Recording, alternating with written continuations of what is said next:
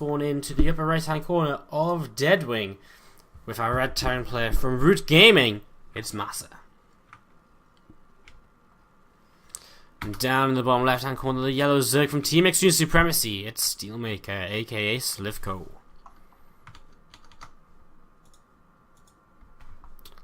So sLivko has been around forever in the StarCraft scene, and he's been around as long as I can remember, at least.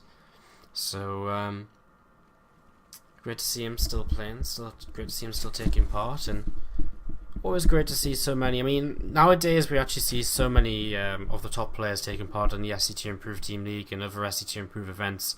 I mean, before, like about a year ago, like someone like sLivko would have been one of the kind of, you know, to see someone like sLivko playing in the team league and stuff like that would have been like awesome. Like everyone would have looked like it would have been really great, and everyone gets excited because he's obviously one of the better players. And of course, the team league has come a long way in the past year.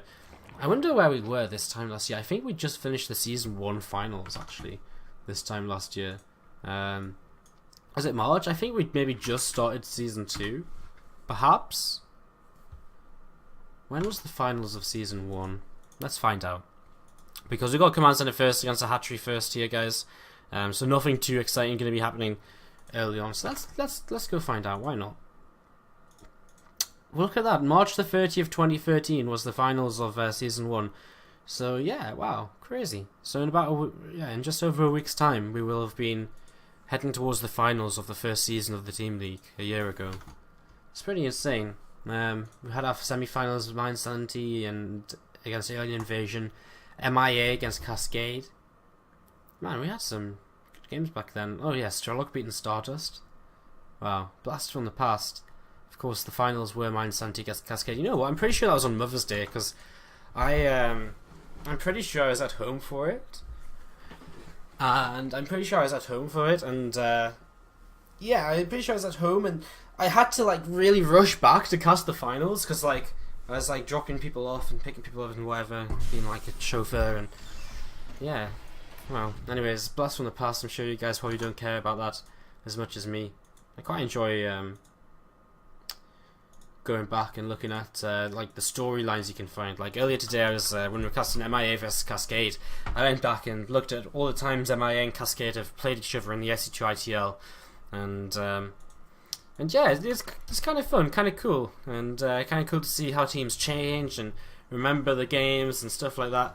Like that, like I just mentioned, Strelok beat Stardust. I remember that game. It was on Derelict Watcher, and Strelok did some kind of I don't know if it was Strelok or Stardust who did the proxy. I think it was Stardust who proxied. I think I can't 100% remember, but it was definitely on Derelict Watcher. Either way, it was a very close series. Ended 4-3 in favour of Mind Sanity. Probably, I guess the VODs are probably on YouTube from way back when.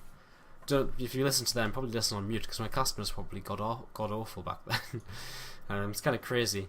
We've got a couple of links crossing the map, a second speed on the way, and a third command center for MaSa, so still nothing too exciting coming down. A second gas being taken, so the possibility for some Banshee play is there.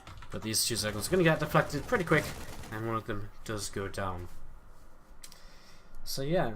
It's kind of weird as well, I guess. There's not too much is going on apart from a starport coming down from MaSa, which is probably going to be some Banshee play if a Tech Lab comes down next to it. Yes, it does. The other day I was watching some of the old trailers I used to do for the Team League and for mostly the Summer League and Winter League. And oh my god, I didn't realise my cast, like, it's kind of crazy because I know way back when I started I hated my own casting, like, and I knew that, but I've never really listened to my casting again, like, from like a year ago or a year and a half ago and stuff like that, and it's kind of amazing how much you change and how different you sound. And obviously right now I listen to myself cast all the time because I do the VODs and stuff, but it's kind of crazy how different you sound as sLivko. Just working his way through these rocks, standard Deadwing kind of thing, just get rid of these rocks in case of any tank drop play. As we do have Banshee on the way from MaSa and Cloak coming up for it as well.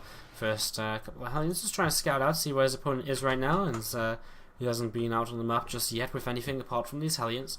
And he does just continue to move around with these 3rd and 4th Hellion coming to join up. Heading across the map right now. Barracks and another Tech Lab. And yeah, so not really too much going on, I suppose, as MaSa moves in towards this 3rd base. Not really too much to do. And yeah, just gets a couple of shots off onto that hatchery there. So a couple of shots onto the hatchery. Queen's going to turn away those Hellions, and we're going to add a few creep tumors as well as this third base going to go up without too much of a problem. First Banshee should be coming across the map momentarily, and there it is.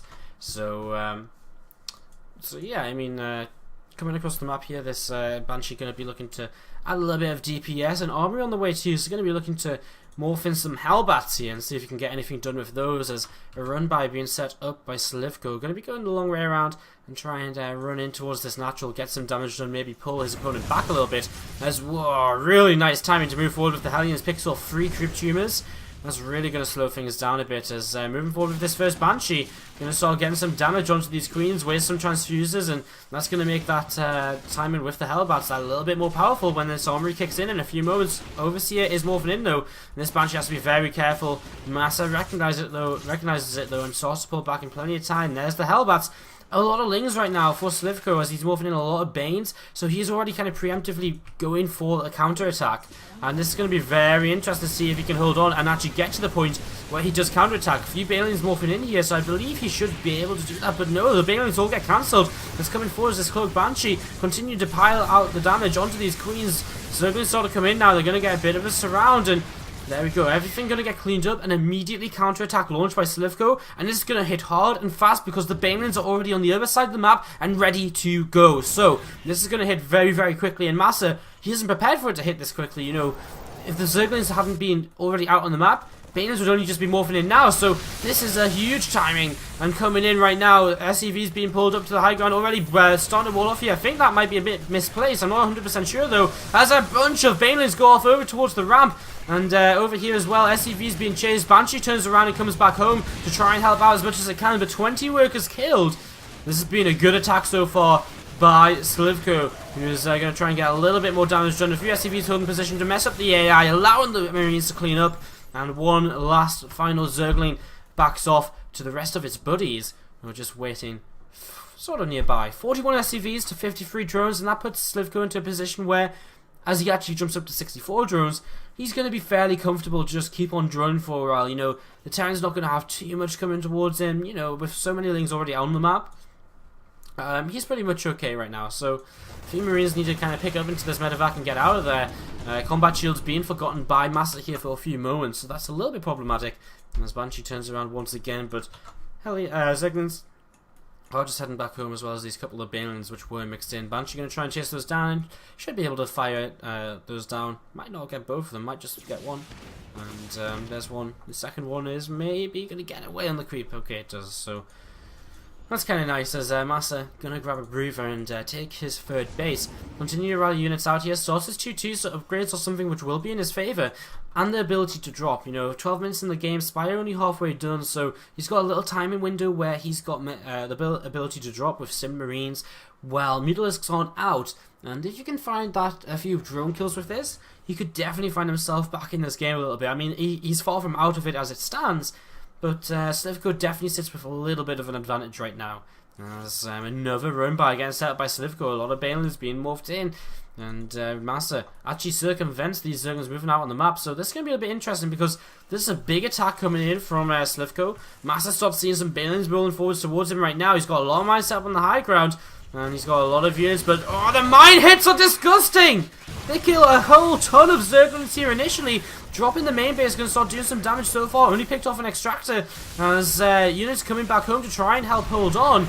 A few Marines coming in over there. 10 workers killed by sLivko, only 6 by MaSa so far, as he's going to kill the spawning pool, and that's a big pick off right now, because that means that it's kind of just these units here. MaSa not paying attention though, so not lifting them up, but he will clean out the rest of these units from sLivko, and I think a counter attack may put sLivko into a pretty tough position here, because he's not really going to have the ability to make too many units just yet. So I think if MaSa moves straight across the map right now, this could work out very well for him. A couple of drones going down, he sees all of these Lings in the main, he can move over to the 4th base now, and again, no Mutalisks just yet, 6 on the way, but here comes this big army coming across the map, and you know, he's just spent all of his gas on Mutalisks. He's not going to have very many Banelings. 6 morphing in, 2 already out. MaSa lifts up once again, back towards the main, but Musa about to pop, so he needs to be careful. A couple of Queens here as well, as mine is starting to burrow and getting into position. The creep spread going to be pushed even further back than it already is, and a couple of Mutas getting caught a little bit off guard, and MaSa is starting to make this work. Drone's going down in the third base, dropping the main. A few units just sitting on this little ledge here.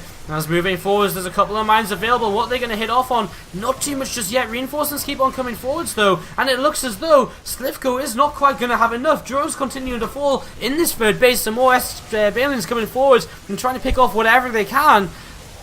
A few Marines left over and continuing to pick off Mutalisks here. Every single Mutalisk is going to go down. It's going to be down to the Queens and the Zerglings to keep this from killing everything. And they will be forced back here. 47 SCVs to 52 drones. And those 2-2 upgrades on the Terran are just doing so much work right now. And without Mutalisks again, it's possible that these, that drops kick back into play. And we see something come up from that as these Marines here just going to start step backwards until Banelings come into play. And just going to lift up and get the hell out of there. Fall back to some reinforcements. Get ready to go again. Starting to unload. And again on their own, these Zerglings just cannot fight these. The Banelings coming forwards off of creep though. The splits are alright. And that's going to be enough to probably keep on pushing forwards here as there's still a lot of Marines left to this south side. More Banelings coming forwards though. And sLivko might just about have enough to not... Oh, he doesn't even have enough to clean this up in the middle. Never mind the reinforcements continuing to come across the map from MaSa.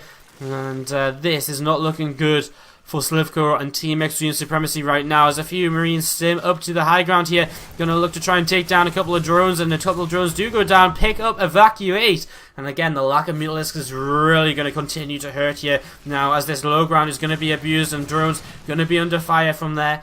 As MaSa using the positioning well. He's now 40 supply up, and it's hard to imagine that he can lose from this sort of position. Without Mutalisks, with an upgrade advantage, with 3-3 on the way, it would take one hell of an engagement from sLivko, and maybe not even. I don't think it's even sLivko that can make it happen. I think it has to be MaSa messing up for sLivko to be able to come back into this game. I think that's kind of how far behind he is. There's the GG. And MaSa takes game number 3 in this best of 7. He says, I want an all kill. I got 3 kills last week.